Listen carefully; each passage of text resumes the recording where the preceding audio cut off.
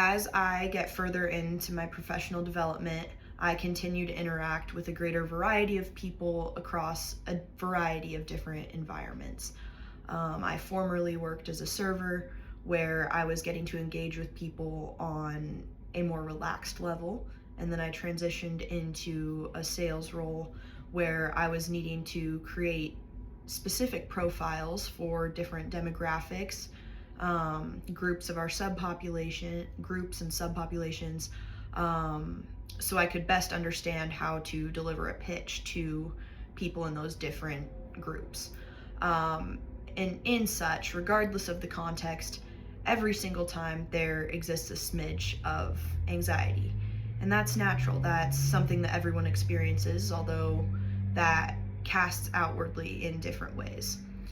So, in my research, I understand that the amygdala starts reacting. Alarms go off in the back of my brain. And these threats occur before any reasoning can be done. And this is part of the flight, or for better, the freeze.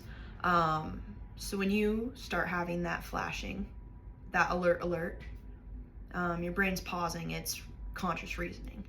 And when you're talking about yourself, that's so vulnerable, there's a threat detected. You know what to say, you can't get it out properly. And so, due to this freeze response, in the first few times where I tried to sit down and talk about myself blankly, I sat and I typed. I typed out a script. What do I know about myself right now? What am I interested in? What have I done? And I wrote a story. I wrote 2 pages narrative about myself, that being from the beginning of my undergraduate work to the present. However, I tried to memorize the script because I loved it. I had polished it. And I lacked any sort of flexibility or adaptability. If one word was said wrong, it was so hard for me to scan through sentences in front of me to be able to correct. And I would get lost. I would pause and I would start again. And the effort that took, the emotion withdrew from it. And when the emotion withdraws, when it's only a process of memorization, I have established that there is less potential for a connection with the client that I'm working with, and a greater sense of uncomfortability and a greater self-perception of incompetence. I am an expert on my life. I am more of an expert on my life than anyone else is that I know.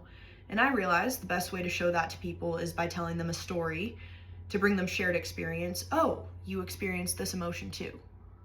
Oh, I encountered a career struggle like that when I was also 22 years old. And by doing so, I can transfer my simple list of accomplishments into something that does not make me just sound qualified, as a list of accomplishments does, which also risks isolating, making me out of touch, but instead showing people that I am qualified, because I am relatable. Is that not the greatest thing I can show? My understanding of people. I can best advocate for what is best for them because I am a person. I can advocate for that. I do want to attribute a little bit to the feedback I received. My classmates had signaled that it would be interesting for me to evaluate more on the experiences that I had gone through to show what key takeaways I had, how they shaped me, which again folds into that principle of storytelling. And additionally, I had a professor reach out to me after completing a study, inquiring about what degree of certainty I felt about the outcome. He asked me, how much would you put on the line for this? How much of your grade would you put on the line? How much of your life? How much money would you put on the line? And I realized, heaven's sakes, I can't compute how I feel directly into a stat. There's nothing, I have no data. And so I realized I need to cycle back and understand more about what makes me me and what makes my experience in order to better tell a story. So the 2 principles that I wanted to focus in on as I continue to engage with other professionals, as I consider to enact in any sort of public facing way, is 1, with fluency in my speaking, and 2, with storytelling. So first, I needed to take a deep breath and realize that, yet again, remind myself I am the expert on my life. And second, I need to do a look around. Like I learned from tell me lies. There are things happening everywhere. My options are unlimited for what I am able to absorb. Surely, of billions of people, there is somebody that has had a similar experience. Now, narrowing that down, what group am I delivering to?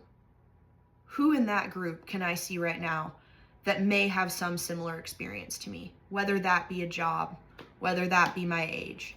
And by that quick survey, I am able to scan and take away what's the largest group that sticks out to me. Not that that's the largest group there for acknowledgement of bias, but that is the group, as my intuition makes it aware, that I am going to be able to best speak to. I am a curious person. That is what I hope to convey through all of my interactions and the ways that I speak. And I flourish in an environment best when I feel like I am building tiers for myself. And then I realized, no, there's no tiers in information. Rather, I decided to create an analogy with something like Catan. And if you are any sort of game player, you understand as a strategist that you want to be able to gather diversity in the resources that you're collecting. And you want to be able to know what you can do with those resources. Oh, wow, you can have more output when you have more, not only quantity, but diversification in the resource pool that you're pulling from. And as a testament to my joy and curiosity, and my love for curiosity, I know that being able to draw from the most resources, from the most knowledge bases, and becoming a mini master in as many things as possible, helps you understand what is the best next step for you in your path of learning. And so moving forward, I want to lean into that further, to explain what is making me a master at my course of learning and what has informed the trajectory that I have taken. Finally, I want to close by explaining a little bit about what I would like to highlight. It's pretty frequent when I am giving a pitch about myself that I will inform of A, my analytical pursuits, and B, my pre-law and policy background.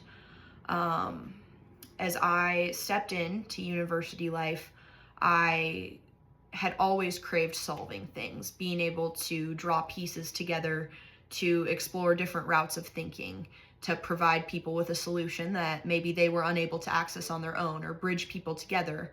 And I found that I was able to best get in touch with that system of analysis through a legal realm. And then I realized, wow, how can I get more information about the legal realm? And that was, in fact, by finding numbers. And I could get more accurate with the numbers, which was greatly enjoyable for me, which made me realize maybe law isn't my passion, as I want to be able to quantify and be more certain. And so I moved to the business school as a junior and really thought that it was all going to be technicality.